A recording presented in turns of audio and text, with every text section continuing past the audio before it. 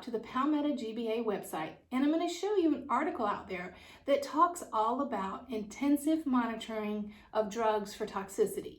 This comes in handy when you are doing EM leveling and auditing and you're on the risk table. And I'll show you this in our video, but on the risk table, on the high end of the risk table, that's one of the things that's on there, and it's debated hotly by EM auditors, coders. A lot of people talk about, when can you count a drug there? When can't you count a drug there? Now, if you saw my last video, and I'm going to try to put a link to that right here. The last video is about how the EM coding is going to change in 2021. Today's video is actually about how it is currently. It's about an article that will kind of help you with your medical decision making, that one little portion of it that talks about drug therapy that requires intensive monitoring for toxicity.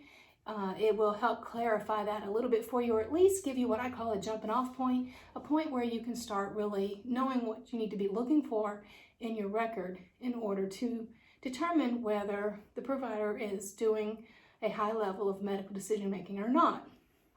Now, if you are an experienced EM auditor, or if you've been coding EM for a long time, you may have already seen this tool. You may not need this video, so you might want to just go check out a different video. If you're fairly new, this might be more interesting to you if you've never heard of this article that was out there. A lot of us that have been doing EM coding for years, not only have we heard of it, some of us have copies of it that we keep, saved to our desktop, and some of us like using it, and some of us think that, some auditors rely on it and some don't, and some take it with a grain of salt. But we'll discuss all of that in the video. So if you're interested in checking this out, come along with us and we'll take a look at that out on the internet. As with all my videos, if I mention a website, I will link it in the description below, so that all you have to do is click on that link and it'll take you straight to the document that we're talking about. Thanks, and come along. Let's see what we can learn. Okay, so as promised, here we are out on the Palmetto GBA website, and I'm showing this document that I was telling you about, where they discuss what they deem drug therapy requiring intensive monitoring for toxicity. I recommend, if you haven't read this article, that you do read the entire article. I'm going to show you, though, however, is there's a whole list of drugs in here. And it tells you the category of the drug and then what drugs fall into that category. Say drug category cardiac, and then they list some of the drugs that fall into that category, and then they talk about what the drugs are used for in the far right hand column.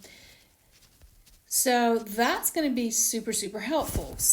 To give you a little background on this, if you're not super familiar with what I'm talking about, this whole idea of drug therapy requiring intensive monitoring for toxicity, you may be fairly new to EM coding, and so I'm going to go out and show you sort of some context for this. So if you look at an EM audit sheet, and this is from, I can't remember which one of the Macs I got this from, possibly Noridian or Novitis.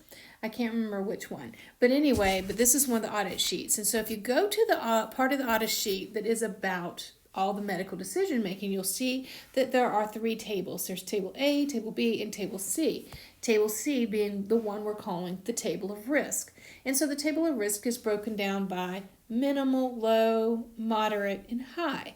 So if you go down to the bottom where it says high on the table of risk, and let's open this up and let's go to the far right hand column, then it talks about all these different therapies that the provider can do that would be considered high. And they're along the lines of some pretty serious things like elective major surgery with identified risk factors, emergency major surgery. We'll cover parenteral controlled substances in another video, but that's on there too. That'd be like your IV dilaudid morphine and stuff like that, but we can have a whole nother video about that. And then this drug therapy requiring intensive monitoring for toxicity. So they're saying that a drug that requires intensive monitoring for toxicity puts this patient on the risk table under the category of high. So that's why a lot of coders have kind of debated and talked among ourselves about, well, what drugs do we think fall into that category? What are we looking for when we're auditing? And so that's why this particular article from Palmetto is helpful, because they give us a little insight into what their mindset is when they're reviewing medical records, what they're looking at. I do recommend, like I said before, that you absolutely read the entire document. But I really like this list of drugs because, like I said, it's not all the drugs that could fall into that category, so it's not completely inclusive, but it does give you what I keep referring to as a jumping off point. It's a place where you can, go on high alert. If you see a patient who's on digoxin and they're in the intensive care unit or they're really sick, then that should get your mind to thinking. Let's see what labs the provider is doing. Is a provider doing renal labs, or is he doing some kind of labs to watch to see if there's some kind of toxicity going on? And some doctors are good at documenting that's why they're running a lab or running a test, and some are not good at that. This is a very good document you can share with your providers and tell them that, hey, not only do I have to audit your stuff and I have to draw conclusions. So if I see this drug and I see you ran certain labs, I kind of have to come to this conclusion. But not only do I have to do it, if Medicare were to audit you or one of the other payers were to audit you, they need to be able to draw a conclusion pretty easily that the reason why you're doing XYZ lab is because the patient is on, say, digoxin, or say the patient's on phenobarbital or whatever, one of the drugs on this list, and you are concerned about their renal function, or you're concerned about their liver function or whatever. So tell them to make sure that when they're documented, they do the best they can to draw a nice picture of, why they're, that they're giving this drug, and that they are concerned about kidney injury, or they are concerned about liver failure, or whatever they might be concerned about, and that they're monitoring the patient with these labs or tests to determine if this drug is causing toxicity, especially if they're having to give the drug at a fairly heavy dose.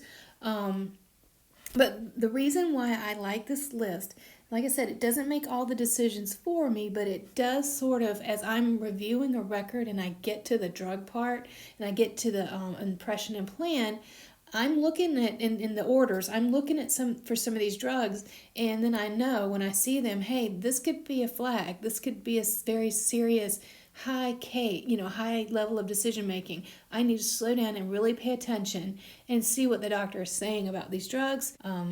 If they are monitoring and running labs because they want to see about how effective the drug is, that's totally a different story. That doesn't constitute it all doing intensive monitoring for toxicity.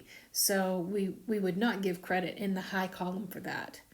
But anyway, I think this is a fantastic little article, especially if you're fairly new to EM leveling. This can kind of give you, if you don't have a lot of clinical experience, if you're a fairly new coder, this is a really nice place to sort of whet your mental appetite for paying attention to these kind of things. So I hope this was helpful for you. I hope it answered some questions. Better yet, I hope it made you ask more questions. I hope it will make you quiz your providers if you actually inquiry them, if you have access. I know some of us work distance and we don't get to communicate with our physicians the way we'd like to, but this is really good education for them as well, to say, hey, if you are doing some of this intensive monitoring, you don't have to paint a really clear picture, but the clearer of a picture that they can paint in their documentation, the better it's going to be when they have someone audit them, whether it be an internal auditor like you or an external auditor like, say, Medicare. If you enjoyed that video, please give me a thumbs up. It really helps. But more importantly, if there's any questions that you have or any suggestions you have or any comments, put them in the comment field below, because I really, really enjoy hearing from you guys. And let's talk. You guys have a great week, and we'll see you next video. Bye.